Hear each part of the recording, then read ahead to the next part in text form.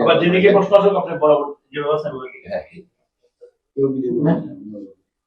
আজকের ঘটনাটা আপনার কাছ থেকে জানতে চাই। আজকে 21শে ফেব্রুয়ারি উপলক্ষে আমি যখন ফুল দিতে গেলাম 12টা 1 মিনিটে ফুল দেওয়ার কথা, এবং ওয়ারেন্ট অফ প্রেসিডেন্ট অনুযায়ী আমি সবচেয়ে আগে ফুল দেব নির্বাচিত সংসদ সদস্য হিসেবে। কিন্তু আনফরচুনেটলি দেখা গেল বিএনপির কিছু লোক তারা সেখানে রীতিমতো হামলা চালায়, আমার নেতাকর্মীদের উপরে হামলা চালায়, আমাকে একপাশে মানে ধাক্কা দিয়ে ফেলে দেওয়ার মতন অবস্থা তৈরি হয়। আমি এটুকুই বলবো যে দীর্ঘ 17 বছর পর বিএনপি রাষ্ট্র পরিচালনার দায়িত্বে এসছে। বিএনপি যদি তার নেতাকর্মীদেরকে লোকাল লেভেলে কন্ট্রোল না করে এখনই, এর পরিণতি ভয়াবহ রকম হবে।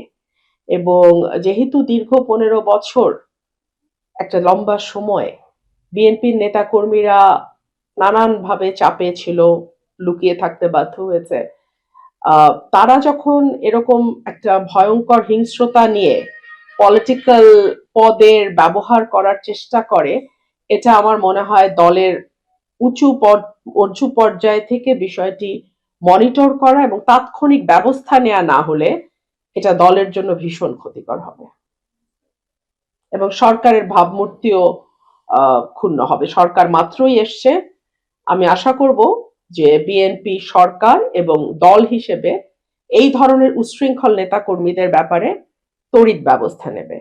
আমার একজন কর্মীকে কিভাবে মেরেছে আপনারা একটু পরেই দেখাবেন। পীযূষ দা আমাদের সাংবাদিক ভাই, ওনাকে রক্তাক্ত করে ফেলেছে। সো বিএনপি কে এখনই যদি নিজেদের কন্ট্রোল না করে বিএনপি, এর পরিণতি ভয়াবহ হবে, আমি এটুকুই বলবো। এটা একেবারেই পূর্ব পরিকল্পিত হামলা এবং উপজেলার নেতারা, এবং সেখানে কিন্তু উপজেলার প্রেসিডেন্ট সেক্রেটারি ছিল না, আমরা কিন্তু উপজেলা প্রেসিডেন্ট সেক্রেটারিকে দেখি নাই। এখানে গুন্ডা প্রকৃতির একটা লোক, উনি এই হিসাবে এভাবে এলাকায় এভাবেই পরিচিত, সেই লোকের নেতৃত্বে কিছু উচ্ছৃঙ্খল ছেলে পেলে তারা গিয়ে হামলাটা চালায়।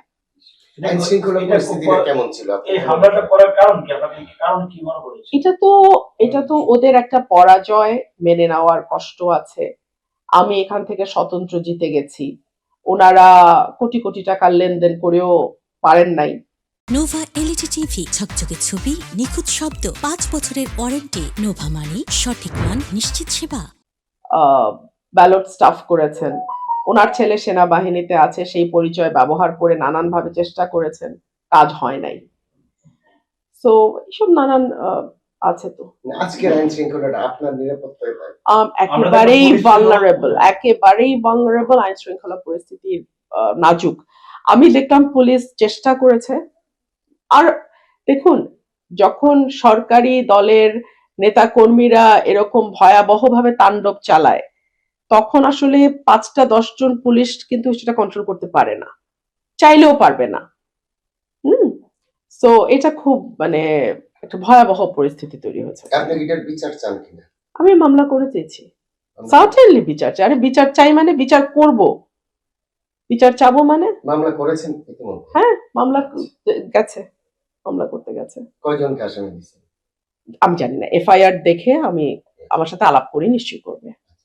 হামলাটা কার নেতৃত্বে হয়েছিল, উল্লেখযোগ্য কয়েকজন নাম যদি বলতেন? বিএনপির স্থানীয় লোকাল লিডাররা।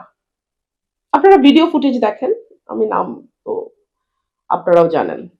ম্যাডাম, তাদের পক্ষ থেকে একটু আগে বক্তব্য দিলেন একজন বিএনপি নেতা, তার অভিযোগ হচ্ছে আপনি আওয়ামী লীগের নেতাকর্মী নিয়ে বলতে দিয়েছেন, এই ব্যাপারে কি বলবেন? প্রথমত এটা সত্য না, দ্বিতীয়ত যদি যাই তো তো তো সে মারবে? এই তাহলে এই সরকারের ক্যারেক্টার? প্রথমত এটা সত্য না, দ্বিতীয়ত যদি যাই তো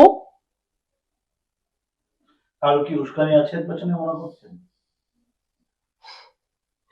উস্কানি তো ডেফিনেটলি, মানে এটা তো একটা দলবদ্ধ সংঘবদ্ধ আক্রমণ দেশীয় অস্ত্রশস্ত্র নিয়ে।